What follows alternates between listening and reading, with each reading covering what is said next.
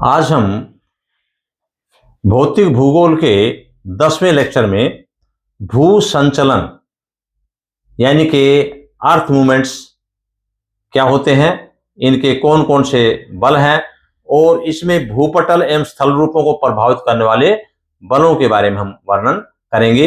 हम देखेंगे कि धरातल का स्वरूप एक जैसा कभी भी नहीं होता संसार का। कभी भाग जुड़ जाते हैं, कभी ऊंचे उठ जाते हैं, कभी धंस जाते हैं, कभी समतल हो जाते हैं। तो इस प्रकार से जो चेंजेस आते हैं उसके लिए हमारा जो धरातल है उसके रूप बदलते रहते हैं। उसके कौन कौन से बल हैं जिनके कारण से हमारा जो भूतल है प्रभावित होता है। इसके लिए हम देखते हैं यहां हमारा भूपटल को प्रभावित करने वाले दो बल हैं। एक तो है एंडोजेनेटिक फोर्सेज और नंबर 2 है एक्सोजेनेटिक फोर्सेज। एंडोजेनेटिक का मतलब अंतर्जात बल। पहले हम अंतर्जात बल के बारे में देखेंगे, एंडोजेनेटिक फोर्सेज के बारे में देखेंगे। अंतर्जात बल जैसा कि इसके नाम से पता हो, अंतर्जात यानी कि हमारी पृथ्वी है, इसकी कई लेयर्स हैं। ऊपरी पार्ट है, ऊपरी धरातल है, फिर मध्यवर्ती है और निम्नतम है। 3 प्रकार के लेयर्स हैं। इसमें हमारे जो धरातल से नीचे का जो भाग है, अंदरूनी भाग है, उसमें हमारा अंदरूनी भाग गर्म भी है और तरल भी पाया जाता है। इस प्रकार से यहाँ पर इंटीरियर ऑफ द अर्थ के अंदर हमारे अर्थ मूवमेंट के लिए हमारी कन्वेक्शन करंट चलती रहती हैं और उस कन्वेक्शन करंट के कारण से हमारे पास धरातल मूवमेंट होता रहता है। तो यहां देखेंगे एंडोजेनेटिक फोर्सेज में भी हम देखेंगे 2 प्रकार की जो है फोर्सेज काम करती हैं। एक तो है डायस्ट्रोफिक फोर्सेज, पटल विरूपण बल, और दूसरा है सडन फोर्सेज, आकस्मिक बल। अब यहां अंतर्जात बल में हम देखेंगे डायस्ट्रोफिक फोर्सेज कौन सी होती है। अंतर्जात बल के अंदर हम देखेंगे डायस्ट्रोफिक फोर्सेज, पटल विरूपण बल कौन सा होता है। यानी कि पटल विरूपण का मतलब ये होता है कि एक लंबे समय के स्लो अर्थ मूवमेंट्स होती है। इसमें यानी कि एकदम पृथ्वी का मूवमेंट नहीं होता, उसको पता भी नहीं चलता, वो इतना लंबा समय लगता है कि हम अपने जीवन के अंदर उसके परिवर्तन के बारे में, पृथ्वी के परिवर्तन के बारे में नहीं देख सकते। और इसमें लाखों साल भी लग जाते हैं, करोड़ों साल भी लग जाते हैं। और पृथ्वी का मूवमेंट जब होता है तो धीरे धीरे पृथ्वी के अंदर बदलाव शुरू हो जाता है। उसे हम कहते हैं डायस्ट्रोफिक फोर्सेज, पटल विरूपण बल। यानी कि बहुत धीरे धीरे धीरे पृथ्वी के जो भाग हैं वो बदल जाते हैं। और इसमें जो है हमारा देखते हैं इपियोजेनेटिक फोर्सेज। इसमें महाद्वीप इतने बड़े बड़े होते हैं, इनमें भी परिवर्तन आता है। हम यहाँ के इसका एग्जांपल देखेंगे कि हमारा जो पहले आज से 24 करोड़ साल पहले हमारी पृथ्वी का जो महाद्वीप है सारा एक था, जिसे हम पेंजिया कहते थे। अब हम देखते हैं इसी के अंदर पहला हम देखेंगे पटल विरूपण बल कौन से होते हैं जो बहुत स्लो स्पीड से चलते हैं। यहां देखिए आप, ये है डायस्ट्रोफिज्म, स्लो अर्थ मूवमेंट्स होते हैं। इसमें क्या होता है, हमने देखा कि 24 करोड़ साल पहले हमारी पृथ्वी जो सारी मिली हुई थी आपस में, ये सारा जो एक महाद्वीप जैसा दिखाई दे रहा है, ये इसका नाम था पेंजिया। अब ये देखेंगे 24 करोड़ साल के बाद में इसमें कितना परिवर्तन आया। आज हम देखते हैं जो जुड़ा हुआ भाग था पेंजिया, आज जो है हम देखेंगे अब इसके 7 महाद्वीपों में बट गया अलग अलग से, जबकि एक जो है हमारा जुड़ा हुआ भाग कहलाता था। अब देखिए आप, उत्तरी अमेरिका, दक्षिण America, Europe, Africa, Asia, Australia और एंटार्क्टिका, अब ये अलग अलग दिखाई देते हैं। कितना चेंज आ गया हमारे ओरिजिनल में जो धरातल के अंदर। तो इसे कहते हैं डायस्ट्रोफिज्म, स्लो अर्थ मूवमेंट। ये अर्थ मूवमेंट जो है कितना धीमे धीमे करोड़ों साल लगने के बाद में हमारे 7 महाद्वीप आज अलग अलग दिखाई दे रहे हैं। और इसी प्रकार से हमारे ये सागर हैं, हमारे अंध महासागर हैं और प्रशांत महासागर है, उत्तरी ध्रुव सागर है, दक्षिणी ध्रुव सागर है और इंडियन ओशन और हिंद महासागर है। इस प्रकार से अलग अलग सागर भी बटाए दिखाई देते हैं। और इस प्रकार से हमारा जो पैंथालासा, जिसे पानी का पूरा क्षेत्र बताते थे पैंथालासा, उसमें भी हम जो है जो बचा हुआ भाग जो प्रशांत महासागर, इस प्रकार से महासागर और महाद्वीप में हमारा देश बटा हुआ है। तो इस प्रकार से हम कहते हैं, तो पहला है डायस्ट्रोफिज्म, इसे हम जो है क्या कहेंगे, पटल विरूपण, बहुत धीमे धीमे समय से बदलाव आया है। अब इसमें दूसरा है स्लो, ये हमारा जो है दूसरा है सडन फोर्सेज। अचानक फोर्सेज कौन से काम करते हैं, इसमें हम देखेंगे सडन फोर्सेज में वोल्केनोज और अर्थक्वेक्स।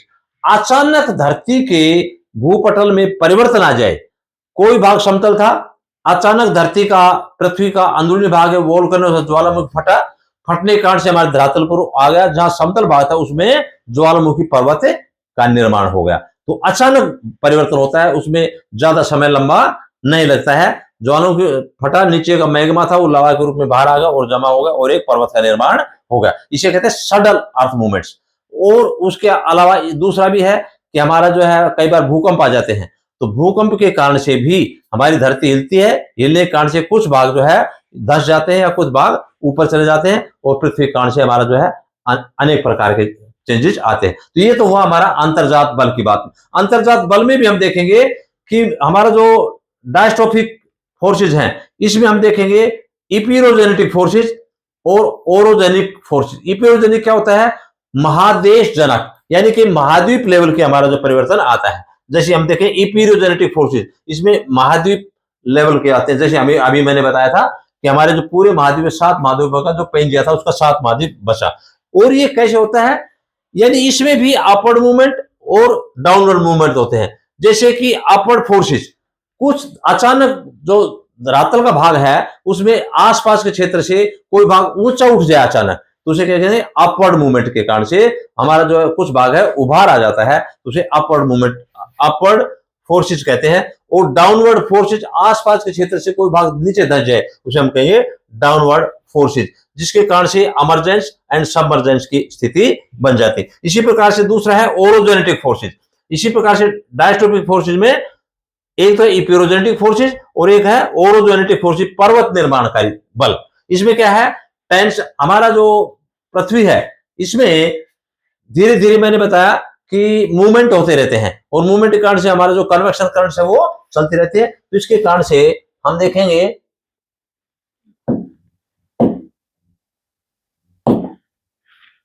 यहां, तो हम देखेंगे कि इसमें जो है 2 प्रकार के फोर्सेज है। एक तो होते हैं कंप्रेशन और एक टेंशन। कंप्रेशन कौन सा होता है? ये है, मान लीजिए है, अगर दो तरफ से प्रेशर पड़ेगा तो इसे क्या कहेंगे? भिचाव। और भिचाव कारण से समतल है तो क्या होगा? इस तरह से मुड़ जाता है ऐसे, तो फोल्डेड। अगर कोई चीज प्रेशर हो जाए तो मोड़दार बन जाए तो उसमें मोड़दार पर्वत होते हैं। अगर इसके विपरीत हमारा टेंशन, टेंशन का मतलब विपरीत दिशा में चलेगा कोई भाग, तो हमारी ये भाग है, मान लीजिए ये विपरीत दिशा में क्या होगा? इसमें फाल्टिंग आ जाएगी, बीच में टूट जाएगा, तो इसके कारण से फोल्डिंग और फाल्टिंग बन जाती है। तो सडन अर्थ मूवमेंट्स में क्या होता है? हमारा अचानक मैंने जो वोल्केनो जो अर्थ के कारण से अचानक होता है। इसके साथ साथ दूसरा ये तो होगा एंडोजेनेटिक फोर्सेज के कारण से हमारा भू परिवर्तन आ जाता है, भूपटल में परिवर्तन। दूसरा है एक्सोजेनेटिक फोर्सेज।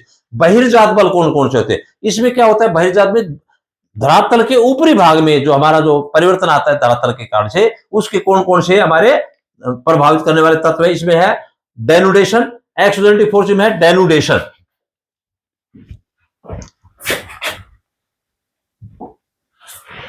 इसमें हमारा, इसमें देखिए एक्सोजेनेटिक बहिर्जात बल में कौन सा है? डेनुडेशन, अनाच्छादन। और इसमें है अनाच्छादन में क्या होता है? Weathering, physical, chemical and biological weathering. What is weathering? क्या होती है कि हमारा जो अचानक फिजिकल, केमिकल और बायोलॉजिकल जो वीदरिंग होती है, the disintegration and decomposition of rocks by static agent of weather is called as weathering. ये होता है वीदरिंग। इसके कारण से हमारा जो है अनाच्छादन हो जाता है, हमारा धरातल है उसका ऊपर का भाग है छिन्न भिन्न हो जाता, टूट जाता है। उसके अलावा हम देखते हैं ऊपरी भाग है, इसको तोड़ने के लिए हमारी जो ग्लेशियर ऊपर का जो वायु के कार्य है, वायु है वो अपना कार्य करती है। उसमें वायु, हिमनदी, जल या रिवर, नदी के कार्य, ग्लेशियर, हिमनदी और समुद्री तरंगे ये कार्य करती है। ये हमारे ऊपरी धरातल को तोड़ती फोड़ती रहती हैं।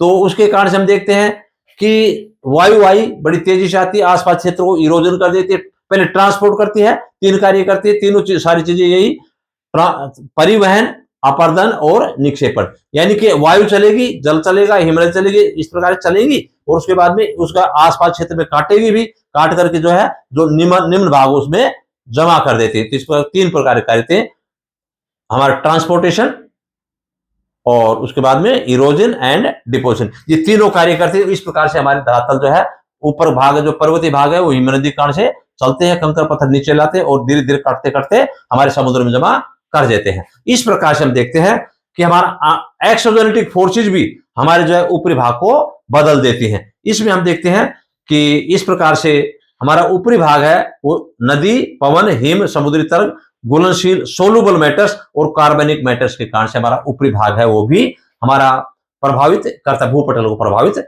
किए बिना नहीं रह सकता है। इस प्रकार से ये सारे जो हमने पॉइंट्स बताए हैं ये सारे चैप्टर होंगे, इसमें धीरे धीरे एक एक का हम चैप्टर का एक्सप्लेन करेंगे कि हिमनदी के कार्य क्या होते हैं, जल के कार्य क्या होते हैं और इस प्रकार से हिमनदी के कार्य क्या होते हैं। इस प्रकार से हम इसका क्लियर अच्छी तरह से क्लियर कर पाएंगे। इसलिए अर्थ मूवमेंट्स के बारे में समझता हूं कि आपको अच्छी तरह समझ में आ गया होगा कि एंडोजेनेटिक फोर्सेज और एक्सोजेनेटिक फोर्सेज किस प्रकार से हमारे धरातल को भूपटल को प्रभावित करती हैं। Thank you.